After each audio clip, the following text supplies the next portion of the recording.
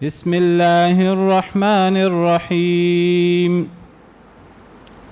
یا ایہا الذین آمنوا کتب علیکم الصیام کما کتب علی الذین من قبلکم لعلکم تتقون۔ اللہ رب العالمین کا ہم پر بہت بڑا احسان ہے کہ اللہ رب العالمین نے ہمیں دوبارہ ایک مرتبہ رمضان المبارک جیسے عظیم الشان مہینے میں زندہ رکھا، اور اللہ رب العالمین نے ہمیں اس کے فیوز و برکات سے فائدہ اٹھانے کا موقع دیا۔ اللہ تعالیٰ نے ہمیں پیدا فرمایا ہے، اور ہماری کمیاں کوتاہیاں، ہمارے عیب، ہماری جلد بازی، ہمارا مسلسل ایک کام کر کے اکتا جانا، اللہ رب العالمین یہ سب باتیں ہم سے بہتر جانتے ہیں۔ اللہ کو پتہ ہے کہ انسان ایک عمل کر کر کے اکتا جاتا ہے۔ جس طرح ہم کپڑے پہنتے ہیں اور یہ کپڑے پہن پہن کر پرانے ہو جاتے ہیں، اس طرح ہمارا ایمان، ہمارے اعمال، ہم میں سے وہ لوگ جو نیک اعمال کرنے کی کوشش کرتے ہیں، یہ چیزیں بھی کر کر کے پرانی ہو جاتی ہیں۔ ان کی تجدید کی ضرورت ہوتی ہے۔ اس تجدید کے لیے باقاعدہ حدیث مبارکہ میں نبی کریم صلی اللہ علیہ وسلم نے ایمان کی تجدید کرنے کا حکم دیا ہے۔ انسان کو اپنے ایمان کی تجدید کرنی چاہیے۔ نبی کریم صلی اللہ علیہ وسلم سے ایسی بعض دعائیں ملتی ہیں، اللہم جدد الایمان فی قلبی، اے اللہ تعالیٰ میرے دل میں ایمان کو تازہ کر دے۔ تو انسان عمل کر کر کے اکتا جاتا ہے، تھک جاتا ہے۔ تو اللہ رب العالمین نے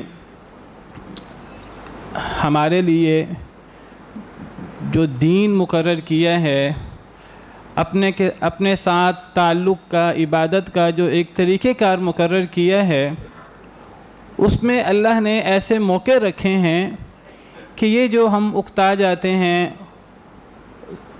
تو اس سے ایمان میں تازگی آئے، ایک نیا پن آئے۔ جو کچھ غفلت اور کمی کوتاہی ہو رہی ہے وقت گزرنے کے ساتھ ساتھ، اللہ کی طرف سے ہماری ایسی مدد ہو کہ انسان کا دل کرے کہ انسان نیک اعمال کرے۔ 11 مہینے گزرنے کے بعد رمضان المبارک آ جاتا ہے، دوبارہ ایک دفعہ ایمان میں تازگی آتی ہے، ایک دفعہ نیک عمل کرنے کا دل کرتا ہے، انسان کے اندر سے یہ بات اٹھتی ہے کہ مجھے نیک عمل کرنا چاہیے۔ رمضان المبارک ہو، اسی طرح مخصوص ایام ہیں، ذی الحجہ کے پہلے 10 ایام ہیں، محرم کے پہلے 10 ایام ہیں، پہلا عشرہ ہے، اور دیگر فضیلت کے دن ہیں۔ ان ایام کے آنے کا مقصد صرف یہ نہیں ہے جیسے ہم میں سے بعض لوگوں کا طرز عمل ہے کہ ایسے ایام آ جاتے ہیں تو ہم ان ایام کے اندر نیکی کرنے کی کوشش کرتے ہیں، عبادت کرنے کی کوشش کرتے ہیں، اور جیسے یہ ایام چلے جاتے ہیں تو پھر ہمارا شوق بھی ماند پڑ جاتا ہے۔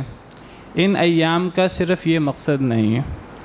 وہ رمضان المبارک ہو، وہ لیلۃ القدر ہو، یا دیگر فضیلت والے ایام ہوں، اللہ تعالیٰ نے سال کے اندر رمضان کا مہینہ رکھ دیا، ہفتے کے اندر اللہ تعالیٰ نے جمعے کا دن رکھ دیا، ایک دن کے اندر اللہ نے ایسی گھڑیاں رکھ دیں، رات کا آخری تہائی حصہ، اور تو اللہ نے یہ چیزیں رکھی ہیں جس کے اندر اعمال کرنے سے زیادہ ثواب ملتا ہے، اور انسان ان اعمال کو بجا لاتے ہیں تو ان کے ایمان میں تازگی آتی ہے۔ صرف یہ مقصود نہیں ہے ان ایام سے کہ ان ایام میں محنت کر لی جائے، کوشش کر لی جائے، روزے رکھ لیے جائیں، رات کا قیام کر لیا جائے، اور جب یہ ایام گزر جائیں تو بس۔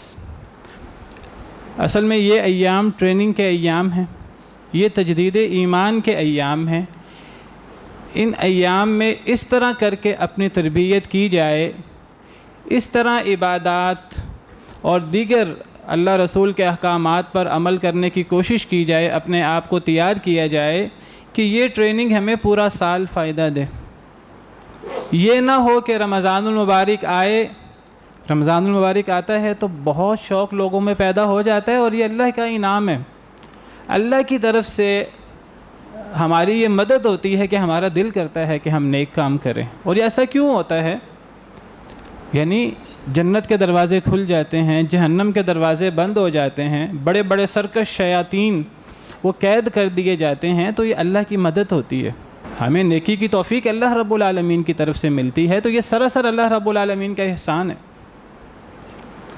لیکن یہ نہیں کہ رمضان شروع ہو اور مسجدیں بھر جائیں، 3 دن 4 دن ہفتہ مسجدیں بھری رہیں، پھر آہستہ آہستہ رمضان کے اندر ہی مسجدوں کے اندر تعداد کم ہونا شروع ہو جاتی ہے۔ پہلا عشرہ پورا گزرتا نہیں ہے کہ وہ شوق، وہ وارفتگی کم ہو جاتی ہے، وہ توجہ کم ہو جاتی ہے، وہ نیکی کا شوق کم ہو جاتا ہے۔ دوسرا عشرہ بھی الا ماشاء اللہ وہ ایسے ہی گزرتا ہے۔ تیسرا عشرہ آتا ہے تو پھر دوبارہ ایک دفعہ جذبہ اور شوق جوان ہوتا ہے لیلۃ القدر کی تلاش میں، اعتکاف کرنے کے لیے، لیکن طاق راتوں کے اندر شوق ہوتا ہے، جفت راتوں کے اندر وہ شوق نظر نہیں آتا۔ حالانکہ اگر نبی کریم صلی اللہ علیہ وسلم کی سنت دیکھیں، نبی کریم صلی اللہ علیہ وسلم کی تعلیمات دیکھیں، تو وہاں ایسی چیز نظر نہیں آئے گی۔ صحابہ کرام کا طور طریقہ، نبی کریم صلی اللہ علیہ وسلم آخری عشرہ یہ پورے کا پورا آپ اعتکاف میں گزارتے تھے، اور اس کی ہر رات عبادت کرتے تھے۔ حالانکہ لیلۃ القدر طاق راتوں میں آتی ہے، طاق راتوں میں اس کے آنے کا امکان ہے، 5 راتوں میں سے کوئی ایک رات، لیکن آپ 10 کی 10 راتیں جاگتے بھی تھے اور اپنے گھر والوں کو بھی جگاتے تھے، اور کئی مرتبہ آپ نے 20 دن کا اعتکاف فرمایا ہے، اور آپ کا پورا رمضان المبارک کا مہینہ وہ بہت بہترین انداز میں گزرتا تھا، وہ اللہ رب العالمین کی عبادت میں گزرتا تھا۔ صحابہ کرام کا طرز عمل دیکھیں تو صحابہ کرام رضوان اللہ علیہم اجمعین کے بارے میں آتا ہے، تابعین بتاتے ہیں کہ رمضان آنے سے 6 مہینے پہلے رمضان کی تیاری شروع کر دیتے، رمضان کا انتظار شروع کر دیتے، صرف انتظار نہیں، اس کے مطابق اپنے اعمال کی اصلاح 6 مہینے پہلے شروع کر دیتے کہ رمضان آئے تو ہم رمضان کے لیے پوری طرح تیار ہوں۔ اور رمضان المبارک گزرنے کے 6 مہینے بعد وہ ان اعمال کو برقرار رکھتے تھے اور اللہ سے دعائیں کرتے تھے کہ یا اللہ یہ ٹوٹے پھوٹے اعمال جو رمضان المبارک کے اندر سر انجام دیے ہیں، اے اللہ ان کو قبول فرما لے۔ جو بندہ 6 مہینے رمضان کے بعد وہ رمضان کے اعمال کی قبولیت کی دعا کرے گا تو کیا خیال ہے کہ رمضان کے بعد وہ ان اعمال کو چھوڑ دے گا؟ کبھی بھی نہیں، وہ اعمال اس کی زندگی کا حصہ بن جائیں گے۔ تو یہ رمضان المبارک سے ہمارا پورا سال سیٹ ہونا چاہیے، پورا سال ہماری اصلاح ہونی چاہیے۔ دیکھیے یہ جتنے بھی اعمال ہیں، عبادات ہیں، مناسک ہیں جو اللہ نے ہمارے لیے مقرر کیے ہیں، یہ چاہے عبادات ہوں، نماز، زکوٰۃ، روزہ، حج، یا یہ ہمارے معاملات، یا توحید کا مقصد بھی در حقیقت تقویٰ ہے، تقویٰ کا حصول ہے کہ ایک انسان کا اللہ سے تعلق ایسا پیدا ہو جائے کہ انسان سے غلطی نہ ہو، انسان سے کوتاہی نہ ہو، اور اگر بشری تقاضے کے تحت غلطی ہو جائے، اللہ کی نافرمانی ہو جائے، تو انسان کو چین نہ ملے جب تک کہ وہ اس غلطی کی اللہ سے توبہ اور اصلاح نہ کر لے۔ توحید کا مقصد بھی یہی ہے، اللہ رب العالمین کی عبادت کا مقصد بھی یہی ہے۔ یا ایھا الناس اعبدوا ربکم الذی خلقکم والذین من قبلکم لعلکم تتقون، جو قرآن کریم کا سب سے پہلا حکم توحید کا۔ سورہ بقرہ میں اللہ نے 3 لوگوں کا ذکر فرمایا ہے متقی یا مومن لوگوں کا، کفار کا اور منافقین کا، اس کے بعد جو پہلا حکم ہے قرآن کا وہ یہی ہے کہ اے لوگو اپنے اس ایک رب کی عبادت کرو جس نے تمہیں بھی پیدا کیا، تم سے پہلے لوگوں کو بھی پیدا کیا۔ توحید کی دعوت ہے، توحید الوہیت کی دعوت ہے کہ الوہیت میں، عبادت میں ایک اللہ کی عبادت کرو، اللہ کے ساتھ عبادت میں کسی کو شریک نہ کرو۔ وہ اللہ جس نے تمہیں پیدا کیا ہے۔ اس سے نتیجہ کیا حاصل ہونا چاہیے؟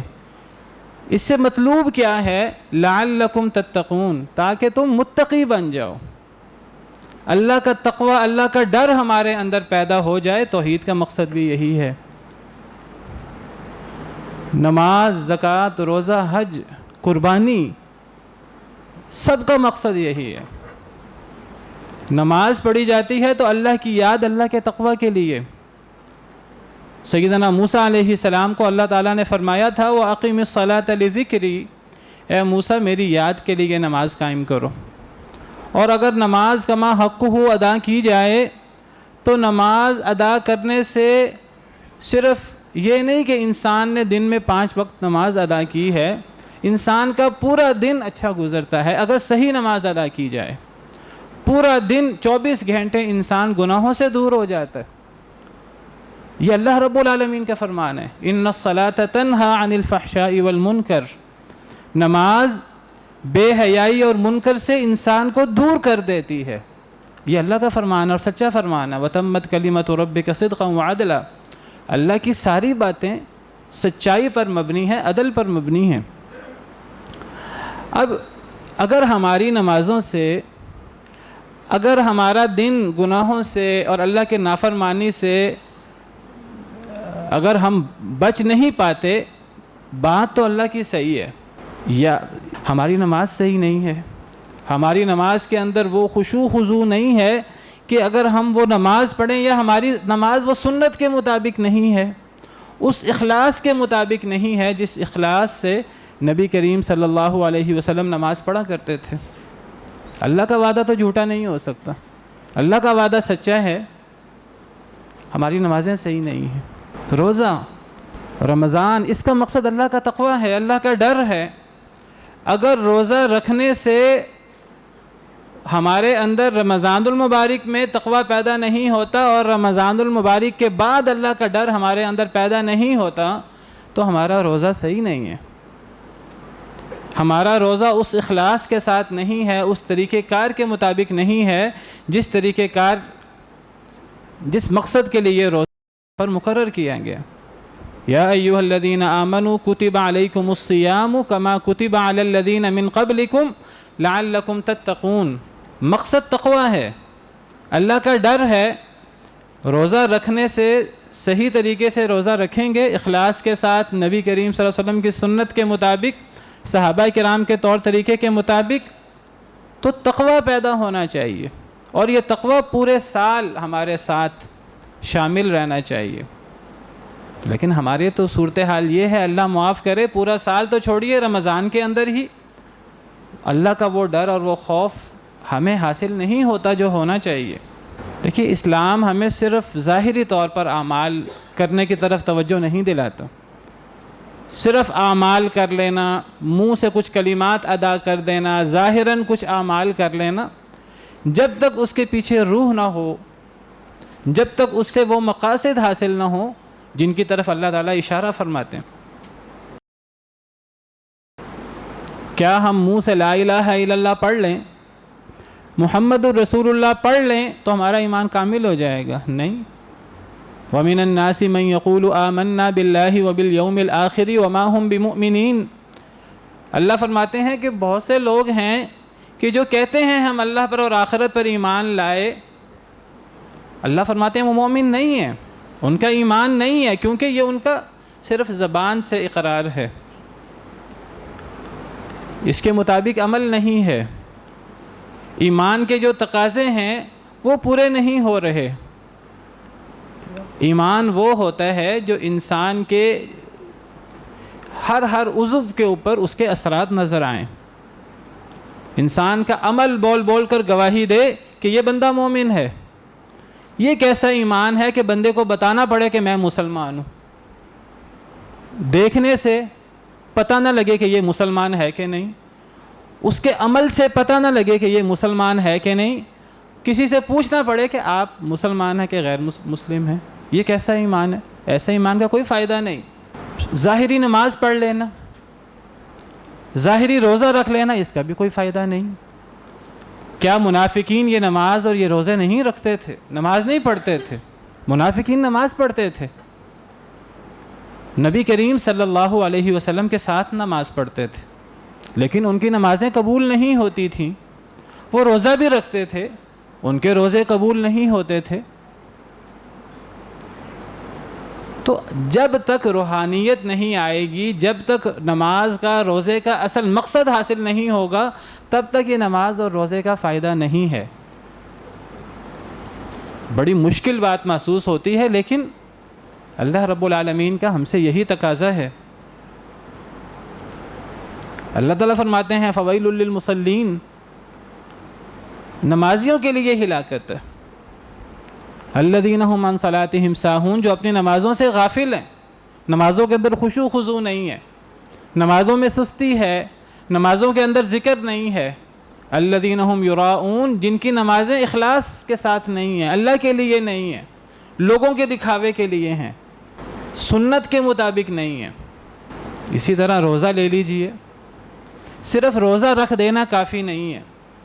سحری کر لینا، اپنے آپ کو پورا دن صبح سے لے کے شام تک کھانے پینے سے روک لینا، بیوی کے پاس جانے سے روک لینا، یہ روزہ نہیں ہے.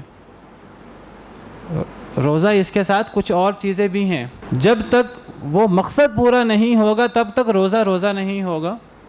نبی کریم صلی اللہ علیہ وسلم کا ارشاد ہے، آپ نے فرمایا من لم یدع قول الزور والعمل به فلیس للہ حاجۃ فی ان یدع طعامہ وشرابہ. جو بندہ جھوٹی بات نہیں چھوڑتا، کاروبار کر رہا ہے جھوٹ بول رہا ہے، عام بات چیت کر رہا ہے جھوٹ بول رہا ہے، اس کو پرواہ نہیں ہے جی میں نے تو کھانا نہیں کھایا، میں تو پانی نہیں پی رہا، میں تو روزے کے تقاضے پورے کر رہا ہوں. یہ روزے کے تقاضے پورے نہیں ہو رہے.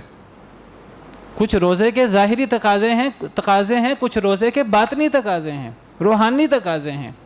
اللہ کو کوئی پرواہ نہیں ہے کہ وہ اپنا کھانا چھوڑ رہا ہے، اپنا پینا چھوڑ رہا ہے، اللہ کے نزدیک اس کا کوئی فائدہ نہیں. فلیس للہ حاجۃ فی ان یدع طعامہ وشرابہ. کئی لوگ راتوں کو نمازیں پڑھ رہے ہیں، تراویح پڑھ رہے ہیں، قیام اللیل کر رہے ہیں، ان کو قیام اللیل سے تھکاوٹ اور رت جگے کے علاوہ کچھ نہیں ملتا. والعیاذ باللہ. اگر خلوص نہیں ہے، اگر روحانیت نہیں ہے، اگر وہ سنت کے مطابق نہیں ہے، جو مقاصد ہیں روزے کے اور قیام کے، اگر وہ مقاصد پورے نہیں ہو رہے تو یہ کھانا پینا چھوڑ دینا اور اپنی نیند کم کر لینا، اس کے علاوہ کچھ بھی نہیں ہے. والعیاذ باللہ. تو جب تک مقاصد حاصل نہیں ہوں گے، جب تک جھوٹ بولنا اور جھوٹا عمل، من لم یدع قول الزور والعمل به، دو باتیں ہیں. ایک ہماری جو باتیں ہیں ان باتوں سے جھوٹ ختم ہو جائے، جھوٹی باتیں، غلط باتیں، جھوٹی قسمیں، بات چیت کے اندر جو اللہ کی نافرمانیاں ہیں، گالم گلوچ، یہ چیزیں جب تک ختم نہیں ہوتی. والعمل به، جھوٹا عمل. جھوٹا عمل کیا ہے؟ وہ تمام اعمال جو اللہ رب العالمین کو ناپسند ہیں، وہ تمام اعمال جو کتاب و سنت کے خلاف ہیں. اس کے اندر دین کی ہر چیز آ جاتی ہے. جب تک انسان دین پر صحیح طریقے سے عمل پیرا نہیں ہوتا، روزہ رکھنے کا کوئی فائدہ نہیں ہے. جب تک انسان کی گفتار اور انسان کا کردار اللہ رسول کے احکامات کے مطابق نہیں ہوتا، روزہ رکھنے کا کوئی فائدہ نہیں ہے. سادہ سا مطلب ہے اس حدیث مبارکہ کا. اور یہ چیز صرف رمضان کے ساتھ، روزے کے ساتھ خاص نہیں ہے. میں نے ذکر کیا، نماز کی مثال دی، حج کی مثال آپ لے لیجئے. اللہ تعالیٰ فرماتے ہیں، دیکھیے حج کی کتنی فضیلت ہے کہ اگر ایک بندہ حج نہیں کرتا وہ کافر ہے، مسلمان نہیں ہے، وَلِلَّهِ عَلَى النَّاسِ حِجُّ الْبَيْتِ مَنِ اسْتَطَاعَ إِلَيْهِ سَبِيلًا، لوگوں کے لیے، اللہ کے لیے لوگوں پر حج کرنا ضروری ہے جو استطاعت رکھے۔ جو استطاعت کے باوجود حج نہیں کرتا، وَمَنْ كَفَرَ فَإِنَّ اللَّهَ غَنِيٌّ عَنِ الْعَالَمِينَ، جو کفر کرتا ہے تو اللہ تمام جہان والوں سے بے نیاز ہے، اللہ کو ایسے لوگوں کی کوئی ضرورت نہیں ہے۔ اللہ نے رقم دی ہے، وسائل دیے ہیں، اللہ نے حج فرض کیا ہے زندگی میں ایک مرتبہ، اس کو کوئی پرواہ ہی نہیں ہے۔ اور جو بندہ حج کر لیتا ہے، ایسا حج جو مقبول حج ہو، اس کی فضیلت یہ ہے کہ وہ بندہ گناہوں سے ایسے پاک ہو جاتا ہے جیسے ماں کے پیٹ سے آج پیدا ہوا ہے۔ کتنا بڑا عمل ہے، لیکن اس کے لیے بھی یہی شرط ہے کہ جو بندہ حج کرے تو فسق و فجور سے اپنے آپ کو پاک رکھے، اپنے آپ کو فسق و فجور یعنی ایسے اعمال جو اللہ رسول کی تعلیمات کے خلاف ہیں، اور وہ اپنے آپ کو رفث سے، فحش باتوں سے، بری باتوں سے جب تک اپنے آپ کو پاک نہیں رکھتا، اس وقت تک اس کا حج قابل قبول نہیں ہے۔ من حج فلم یرفث ولم یفسق رجع کیوم ولدتہ امہ، حج اس کا قابل قبول ہے وہ بندہ حج کے بعد ایسے جیسے آج پیدا ہوا ہے، جو نہ حج کے اندر رفث کرے نہ فسق کرے۔ یہاں بھی وہی دو چیزیں ہیں، جھوٹی بات، غلط بات یا غلط عمل، اس سے اپنے آپ کو بچانا ہے۔ یہی وہ تیاری ہے جو صحابہ کرام رضوان اللہ علیہم اجمعین رمضان آنے سے 6 مہینے پہلے شروع کر دیتے تھے، رمضان کی تیاری۔ اگر ہماری شخصیت، اگر ہمارا ظاہر نبی کریم صلی اللہ علیہ وسلم کی تعلیمات کے مطابق نہیں ہے، دین کے مطابق نہیں ہے، تو رمضان سے پہلے اس کی تیاری کرنی چاہیے۔ رمضان سے پہلے اپنی شکل و صورت، اپنا لباس، اپنا طور طریقہ، اپنا اٹھنا بیٹھنا، یہ دین کے مطابق کر لینا چاہیے۔ کوئی بندہ کر لے تو ٹھیک ہے، اچھی بات ہے۔ جو بندہ نہیں کرتا، اب وہ کہے کہ میں تو سحری بھی کر رہا ہوں، میں افطاری بھی کر رہا ہوں، روزے بھی رکھوا رہا ہوں، قیام اللیل بھی کر رہا ہوں۔ حدیث مبارکہ آپ کے سامنے، یعنی جو رمضان کے اندر، روزے کے اندر کچھ زائد اعمال اللہ رب العالمین نے ہمارے اوپر مقرر کیے ہیں، وہ زائد اعمال کی بات تو بعد میں ہے، پہلے وہ جو روٹین کے ہماری کمیاں کوتاہیاں ہیں وہ دور ہونی چاہیے۔ اگر ایک بندہ جھوٹ بولتا ہے، اگر ایک بندہ کاروبار کے اندر دھوکہ دہی، رشوت اور ملاوٹ، کم تولنا، جھوٹی قسمیں اٹھانا، جو ہمارے ہاں چیزیں عام ہیں، اگر ایک بندہ عام زندگی کے اندر یہ کام کرتا ہے اور روزے کے اندر بھی یہی کام کر رہا ہے، تو اس روزے کا کیا فائدہ ہے؟ کوئی فائدہ نہیں۔ یہ زائد کام کرنے کا کوئی فائدہ نہیں ہے جب تک انسان کی بنیاد ٹھیک نہ ہو۔ بنیاد ٹھیک ہوگی پھر زائد کام کرنے کا فائدہ ہوگا۔ بنیاد اگر ہے ہی نہیں، اس کے اوپر عمارت کھڑی کرنے کا کیا فائدہ؟ وہ عمارت تو کھوکھلی عمارت ہوگی۔ پہلے روٹین کے اعمال ٹھیک کرنے ہوں گے۔ اگر ایک شخص کی داڑھی نہیں ہے، سب سے پہلے اس کو رمضان کی تیاری یہ کرنی ہے، رمضان سے پہلے اپنا چہرہ نبی کریم صلی اللہ علیہ وسلم کی سنت کے مطابق کرنا ہے۔ ایک شخص کا لباس نبی کریم صلی اللہ علیہ وسلم کی تعلیمات کے مطابق نہیں ہے، سب سے پہلے اس کو لباس اپنا نبی صلی اللہ علیہ وسلم کی تعلیمات کے مطابق کرنا ہے۔ ایک عورت حجاب نہیں کرتی اللہ رسول کے حکم کے مطابق۔ وَإِذَا سَأَلْتُمُوهُنَّ مَتَاعًا فَاسْأَلُوهُنَّ مِنْ وَرَاءِ حِجَاب۔ اے صحابہ، وہ صحابہ جن کے ایمان کی گواہی اللہ رب العالمین دیتے ہیں، رضی اللہ عنہم ورضوا عنہ کے وعدے اللہ رب العالمین دیتے ہیں، ان صحابہ کرام کو خطاب ہے کہ اگر آپ نے ازواج مطہرات نبی کریم صلی اللہ علیہ وسلم کی بیویوں سے بات کرنی ہے، کوئی کام ہے، تو آپ نے آمنے سامنے بات نہیں کرنی، آپ نے حجاب کے پیچھے سے بات کرنی ہے۔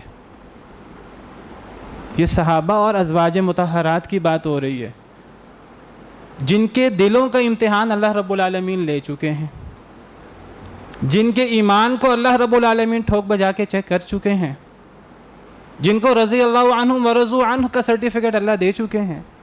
اس کے باوجود اللہ تعالیٰ فرماتے ہیں کہ جب ان سے بات کرنی ہے تو حجاب کے پیچھے سے بات کرنی ہے، پردے کے ساتھ بات کرنی ہے۔ ذالکم اطہر لقلوبکم وقلوبہن، یہ تمہارے لیے بھی پاکیزہ ہے، زیادہ پاکیزہ ہے، اور ان ازواج مطہرات کے دلوں کو بھی یہ چیز مزید پاک کرے گی، مزید ایمان تازہ ہوگا، مزید ایمان بڑھے گا۔ ہم کہتے ہیں ہمیں ان چیزوں کی ضرورت کیا ہے، ہمارا تو ایمان پہلے ہی اندر مکمل ہے، ہمارا ایمان تو دل کے اندر ہے، ہمیں ظاہری ایمان کی کیا ضرورت ہے؟ ہمارا حجاب تو دل کے اندر ہے، ہمیں اپنے اوپر یہ حجاب اوڑھنے کی اور ہمیں اپنا چہرہ چھپانے کی کیا ضرورت ہے؟ پھر ہم تعویلیں کرتے ہیں کہ جی یہ تو ازواج مطہرات کے لیے خاص حکم تھا، والعیاذ باللہ، یعنی ان کو ضرورت تھی، ہمیں ضرورت نہیں ہے، نعوذ باللہ من ذالک۔ ہمارا ایمان ان سے بڑھ گیا ہے، ہمارے دلوں کو پاکیزگی کی ضرورت نہیں ہے، جس پاکیزگی کی ضرورت صحابہ اور ازواج مطہرات کو تھی۔ ذالکم اطہر لقلوبکم وقلوبہن، یہ تو ازواج مطہرات کے ساتھ خاص ہے، تو پھر اللہ رب العالمین نے یہ کیوں فرمایا یا ایہا النبی قل لازواجک وبناتک ونساء المؤمنین یدنین علیہن من جلابیبہن، اے نبی صلی اللہ علیہ وسلم اپنی ازواج مطہرات سے بھی کہہ دیجئے، وبناتک اپنی بیٹیوں سے بھی کہہ دیجئے، ونساء المؤمنین مومن عورتوں سے بھی کہہ دیجئے، الگ الگ فرمایا ہے، صرف ازواج مطہرات کو خطاب نہیں ہے، صرف بنات رسول کو خطاب نہیں ہے رضی اللہ عنہن، تمام مومن عورتوں سے کہہ دیجئے، انہیں اللہ کا حکم سنا دیجئے، یدنین علیہن من جلابیبہن، اپنے اوپر چادریں اوڑھ لیں۔ صحابہ کرام نے کیا سمجھا اس سے؟ صحابیات نے اس پر کیسے عمل کر کے دکھایا؟ اپنے اوپر ایسے وہ چادر اوڑھتی تھیں اور ایسے گھونگھٹ نکالتی تھیں کہ زیادہ سے زیادہ ایک آنکھ واضح ہوتی تھی تاکہ وہ آگے راستہ وغیرہ دیکھ سکیں۔ جب تک ہمارا ظاہری شخصیت، ابھی تو اندر کی بات تو بعد میں ہے، ظاہری شخصیت ہی ہماری دین اسلام کے مطابق نہیں ہے، اللہ رسول کے حکم کے مطابق نہیں ہے، تو من لم یدع قول الزور والعمل بہ، باقی چیزیں تو دور رہ جاتی ہیں۔ جب تک ہمارا عقیدہ نبی کریم صلی اللہ علیہ وسلم کے بتائے ہوئے عقیدے کے مطابق نہیں ہے، قرآن کے بتائے ہوئے طریقے کے مطابق ہمارا عقیدہ نہیں ہے، ہمارے عقیدے میں اتنے مسائل ہیں، اتنے مسائل ہیں، اتنے شبہات ہیں، اللہ معاف کرے، کتنے لوگ بدعات اور شرکیات اور خرافات کا شکار ہیں۔ اللہ رب العالمین نے جو اپنی صفات بیان کی ہیں، مسلمانوں کی اکثریت اللہ رب العالمین کی صفات کو مانتی نہیں ہے، ہمارا عقیدہ قرآن کریم کے مطابق ہے ہی نہیں، ہم کما حقہ موحد ہیں ہی نہیں، توحید پر صحیح طریقے سے عمل پیرا ہیں ہی نہیں، ہمارے اندر شرک جلی اور شرک خفی کی واضح صورتیں موجود ہیں، اور ہم سوچیں کہ جی ہم روزہ رکھ لیں گے اور من صام رمضان ایمانا واحتسابا غفر له ما تقدم من ذنبه، پچھلے سارے گناہ معاف ہو جائیں گے، یہ فضیلت ہے اور بالکل ہے، روزہ رکھنے کی، قیام اللیل کرنے کی یہ فضیلت بالکل ہے، جس طرح حج کرنے کی فضیلت ہے۔ انسان ماں کے پیٹ سے، ایسے جیسے ماں کے پیٹ سے آج پیدا ہوا ہے، لیکن یہ فضیلت حاصل کب ہوگی؟ ہمارا عقیدہ تو قرآن و حدیث کے مطابق ہو۔ قبروں کے اوپر کیا ہو رہا ہے آپ کو پتہ ہے؟ ہمارے پاکستان کے اندر ایسی قبریں ہیں جن کا طواف کیا جاتا ہے، ایسی جگہ ہیں جہاں آب زمزم کی طرح اس کے پانی کو مقدس سمجھا جاتا ہے، جہاں اللہ کے علاوہ قبروں کو سجدے کیے جاتے ہیں، جہاں نبی کریم صلی اللہ علیہ وسلم سے، سیدنا علی رضی اللہ تعالی عنہ، دیگر اولیاء اور پیر و فقیروں سے مانگا جاتا ہے ڈائریکٹ۔ اس کے بعد ہم کہیں کہ روزہ رکھنے سے ہمارے سارے گناہ معاف ہو جائیں گے۔ ہماری نمازیں سنتوں کے مطابق نہیں ہیں، مسلمان اکثریت نماز لیٹ پڑھتی ہے، پہلی بات ہے پڑھتی ہی نہیں، جو پڑھتے ہیں وہ لیٹ پڑھتے ہیں، سنت کے مطابق نہیں پڑھتے۔ ہم میں سے اکثر لوگوں نے کبھی شاید کھول کر نہیں دیکھا کہ نبی کریم صلی اللہ علیہ وسلم کیسے نماز پڑھتے تھے۔ نبی کریم صلی اللہ علیہ وسلم کا حکم ہے، آپ نے فرمایا صلو کما رأیتمونی اصلی، اے لوگو اس طرح نماز پڑھو جس طرح مجھے نماز پڑھتے دیکھو۔ صحابہ کرام تو دیکھتے تھے نبی کریم صلی اللہ علیہ وسلم کو، ہم نے نہیں دیکھا، ہمارے دیکھنے کی کیا صورت ہے؟ ہم احادیث مبارکہ پڑھیں۔ قرآن کریم میں اللہ نے نماز کی تفصیلات بیان نہیں کی، نماز کی اہمیت بیان ہوئی ہے۔ ہمیں صلو کما رأیتمونی اصلی پر عمل کرنے کے لیے نماز کی احادیث کو صرف دیکھنا نہیں ہوگا، پڑھنا ہوگا، بار بار پڑھنا ہوگا کہ نبی کریم صلی اللہ علیہ وسلم کی نماز کیسی نماز ہوتی تھی، آپ کا رکوع کیسے ہوتا تھا، آپ کا سجدہ کیسے ہوتا تھا۔ نبی کریم صلی اللہ علیہ وسلم نے فرمایا کہ جو بندہ رکوع سجدہ صحیح نہیں کرتا، ایسے لوگوں کی نماز صحیح نہیں ہے، ایسے لوگوں کی نماز قابل قبول نہیں ہے۔ صحیح حدیث مبارکہ کا مفہوم آپ کو بیان کر رہا ہوں۔ کیا ہم لوگوں نے کبھی اپنا رکوع سیٹ کرنے کی کوشش کی؟ کبھی کسی سے کہا کہ دیکھو میرا رکوع صحیح ہے کہ نہیں؟ کبھی شیشے کے سامنے کھڑے ہو کر رکوع کر کے دیکھنے کی کوشش کی ہماری کمر سیدھی ہوتی ہے کہ نہیں ہوتی؟ ہمارا سجدہ نبی کریم صلی اللہ علیہ وسلم کے سجدے کے مطابق ہے کہ نہیں؟ سجدے میں کتنے اعضاء پہ سجدہ ہوتا ہے، کتنے پاؤں کھولنے ہیں، کمر پیٹھ کتنی اٹھانی ہے، نبی کریم صلی اللہ علیہ وسلم کی کیا تعلیمات ہیں، کبھی ہم نے خود پڑھنے کی، خود تحقیق کرنے کی کوشش کی؟ نبی کریم صلی اللہ علیہ وسلم سے سوال ہوا افضل عمل کیا ہے؟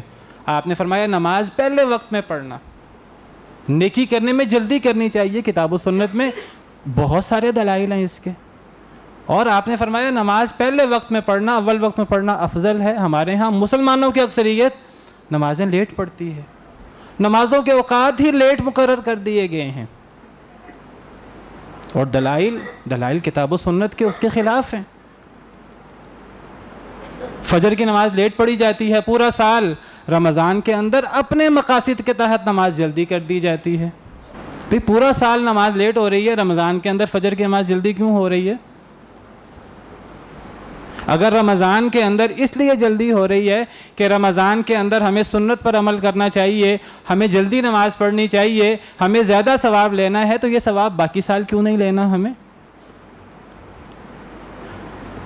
یا اگر سنت نماز لیٹ پڑھنا ہے تو نماز لیٹ پڑھنے کا ثواب زیادہ ہونا چاہیے، تو رمضان کے اندر وہ زیادہ ثواب لینا چاہیے، زیادہ لیٹ کرنا چاہیے اس کو۔ عصر کی نماز ہم اتنا لیٹ کر دیتے ہیں، ہمارے ہاں نمازوں کے اوقات ہی ایسے مقرر ہیں کہ وہ سورج جو ہے وہ زرد ہو رہا ہوتا ہے اور ہم نمازیں اس وقت پڑھتے ہیں۔